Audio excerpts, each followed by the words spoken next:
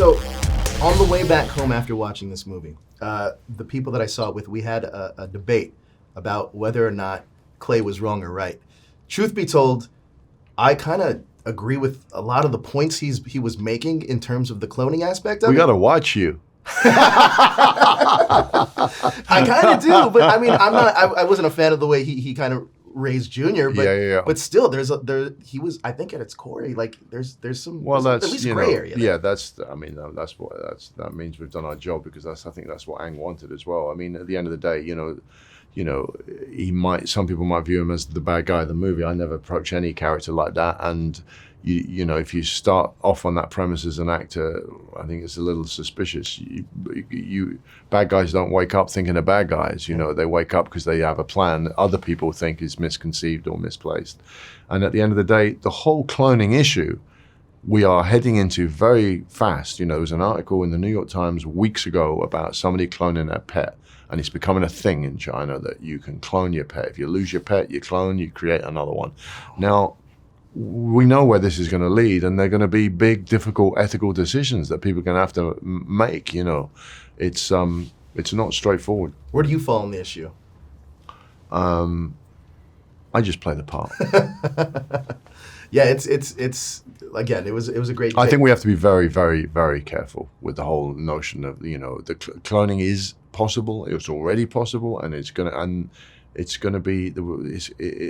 are going to be some very difficult, complicated decisions people have to make. Well, I mean, something that you guys dive into in this film is nature versus nurture, especially, the themes are definitely there. Speaking of which, let's talk about the relationship between Clay and Junior, about Junior's upbringing and what he kind of sees for Junior.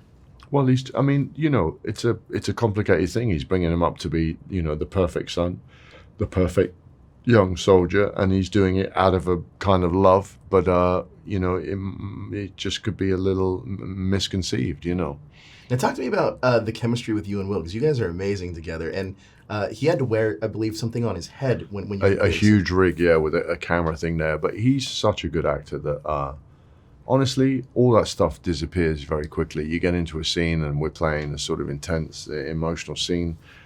I don't see any of that gear. I'm looking at him, and he's so good and focused, and we're doing it together, and all of that gear. I mean, I do most of my stuff with the young Will, sure. And the technical process of that was quite elaborate, because he does it, and there's somebody else does it, and they have to do a number of versions of it to sort of go away and then work out what they need to do. But it was a pleasure working with him. He's the real deal. I mean, he's like, as good as it gets for a major movie star in terms of he's a great actor, he's focused, he's generous, he's the ultimate pro. It was a pleasure. Gemini Man it's visually stunning, especially the 120 frames per second. Man, it was like watching it through a window. It almost felt like, and that last scene, that intense battle scene, you talked to me about some of the stuff that went into that technical like issues. Yeah, I mean, that was I still haven't seen the movie, so you haven't? No. I just spoiled everything.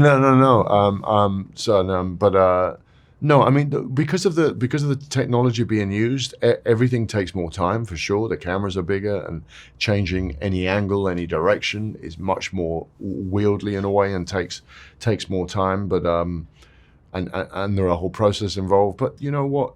Ultimately, whatever kind of film you're doing, actors do the same thing. We have to just, step up and do our thing, whatever's going on around us, and that's the same in any movie.